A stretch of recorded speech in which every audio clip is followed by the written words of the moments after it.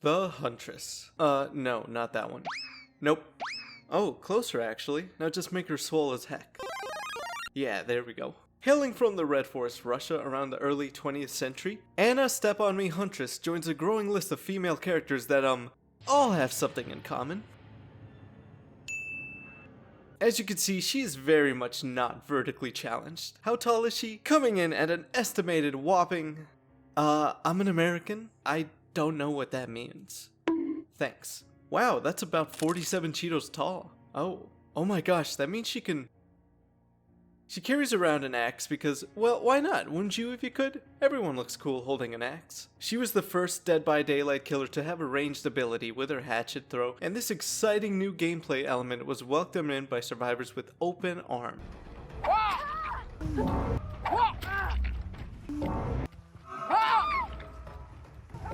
She actually was also the first killer to vocalize her attacks, and that's why one of my favorite things about her is that she's just a whole mood sometimes. Like when she gets slightly inconvenienced and gets barely touched by a pallet stun and she's just like... She also stalks survivors while humming a lullaby called... How the heck am I supposed to pronounce that? I don't speak Russian. Why would you put the text up like that? Okay, you know what? That's it. For anyone that's watching, if you have editing skills, I'm officially hiring for a new video edit. The lullaby lyrics warn children not to sleep close to the edge of their bed or else a wolf will grab them and drag them into the woods. It reminds me of how when I was little, my mom said I better go to sleep or else a lady will come in and she'll let her take me away to do whatever she wants with me. Like, yes, now I feel like I could sleep tonight knowing that 1, there's a lady out there on standby ready to take me at a moment's notice, and 2, you, my mother, would be the one to call upon her to take me. Thanks, Mom. I could rest easy now. Her personal perks reflect her hunting capabilities and lets her better track survivors. Beast of Prey activates when chasing a survivor for long enough. She goes absolutely sicko mode and becomes undetectable, making it harder to avoid her. Territorial Imperative, much like the power of a Discord mod, allows her to see the aura of anybody that enters the basement. Huntress Lullaby is a hex that gives survivors a penalty for failed skill checks during repairs and heals. Each hook she gets shortens the time between the warning sound and the skill check, with 5 hooks completely disabling the warning sound. This is only active as long as the hex is up. I fear no man, but that thing, it scares me. So who is Anna exactly? Well, she spent her childhood growing up in a really cold, harsh, remote environment. No, not there. Yeah, in a forest. She was raised by her hunter mom in a sturdy cabin that, if we're being totally honest, is in way better condition than my apartment. It was a tough life, but she was fine with her mom, who carved her fun stuff like toys and masks out of wood. And every night, to help warm each other up, they'd hug and her mother would hum her to sleep. Very wholesome. Everything was good. But then one day, a really bad winter day, Anna's mom makes a similar decision that I made back in college. It would be dangerous, but the harsh winter and low food supply left no other option. Only, instead of going to a shady 7-Eleven in the middle of the night for a day-old donut, she decided that they needed to find an elk. Oh, that's it? Well, that's not so bad. It's just a deer with a funny looking hat, right? That's what you might think, but the thing is, this type of hat can easily unalive you. Out of nowhere, the elk they were tracking freaked the frick out and charged at Anna. She was paralyzed with fear, just staring into its eyes as it gets closer and closer. That's when Mama Huntress jumps in front of her with her axe, screaming as she gets impaled. As the elk tries to shake her off, Mama Huntress hits the elk's head with her axe repeatedly until it collapses. Its antlers crack, dropping her down. Anna is too small to help her mother. As Anna cries, her mother, using the last of her strength, embraces her and starts humming to distract her from the situation. Meanwhile, the dying elk cries out in pain. Eventually, her mother's humming and the elk's yells slow down until Anna is all alone in the cold winter forest. After what seemed like forever, she walks back to the cabin. She has to take care of herself now. Luckily, she already put most of her skill points into survival early on. She grinds a bunch of XP against low-level enemies until she levels up enough to hunt the big bosses. Eventually, she starts attacking other players too. The people that visit her forest are hunted and eaten like any other animal. She also liked to hoard all of their dropped items too. She'd take out whole families. The mom and dad, yep, dead. Big brother, ripped in piece. Distant uncle that occasionally drops by to studio applause, extra dead.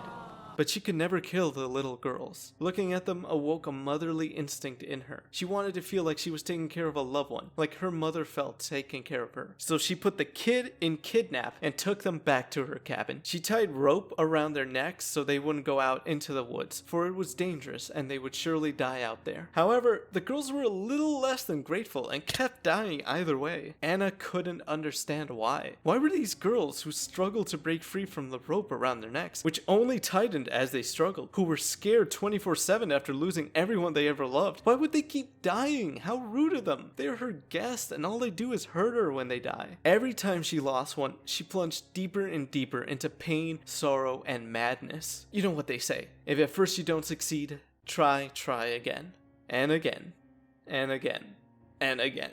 She would go into neighboring villages and slaughter families just to take the daughters. Unfortunately, PetSmart wasn't invented yet, so it never occurred to her to just take care of a beta fish instead of doing all this extra stuff. Obviously, every time the girls would freak out, so she wore a mask her mother made to try to calm them down. Because, of course, the lack of creative festivity was the issue for them. It got so bad that villagers eventually spread the legend of a half-beast in the forest that killed men and ate little girls. After a while, war came to the forest. German soldiers cut through to attack Russia. There were no more visitors and all of the villages were abandoned. This really put a wrench in Anna's child supply chain. Parts of her forest were torn up and filled with death and destruction. Despite that, she would watch the soldiers from afar because they entertained her. The way they would just brutally kill each other in trench warfare, she's never seen anything like it. As she was observing them, she heard a scream and follows it to the source. She finds a tent base where Russian soldiers are watching over prisoners. She watches them all evening, interested in seeing what'll happen. She's absolutely horrified when they do one of the worst things a person can do: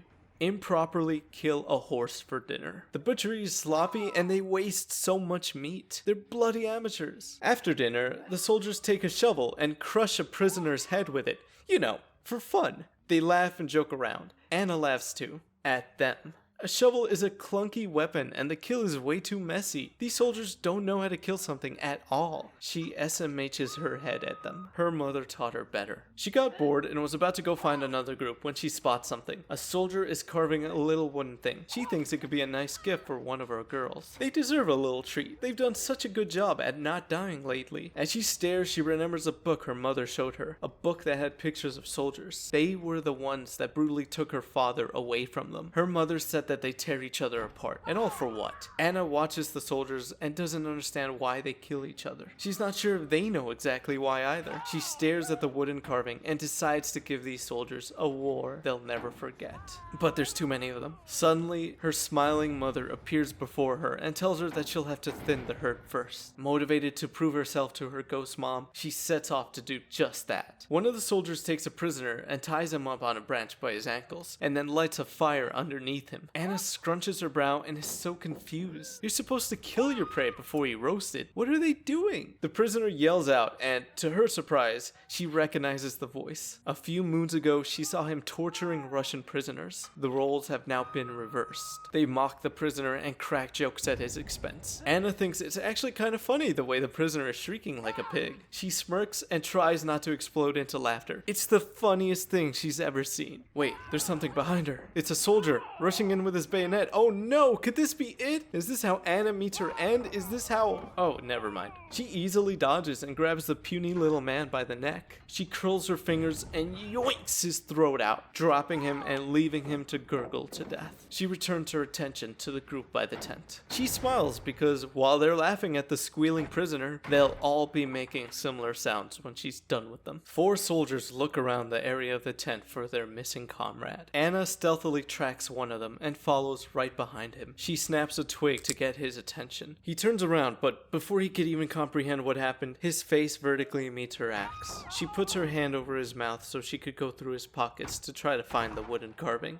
Nothing. She lets go of his mouth so the gurgling sounds attract the others. The other soldiers arrive with their weapons ready. Out of the darkness, she rolls their comrade's head towards them. All it took was that one moment of shock for her to make her move and cut them both down in a single swing. The other soldier nearby charges charges at her with a scream. See, the thing about this soldier is smart, because using this secret quick trick, she was able to help him lose 10 pounds instantly. Blood gushes out as the body staggers back and forth, as if it was searching for its lost head. Another soldier tries to attack, but she's too quick. She swipes at him a few times and he collapses. His last moments are him staring in terror at his scattered body parts. She laughs because it reminds her of a story her mother used to tell her. Sorry, Yaito.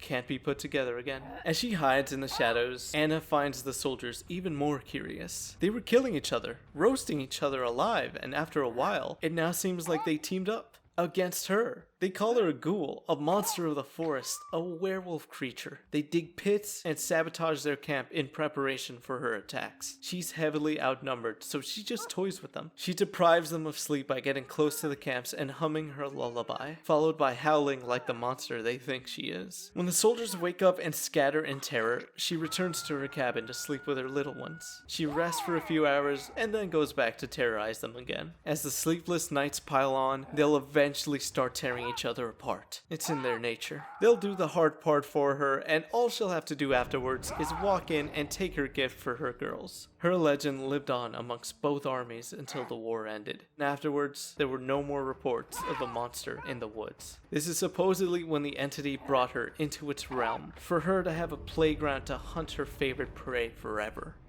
And also to deal with all of this,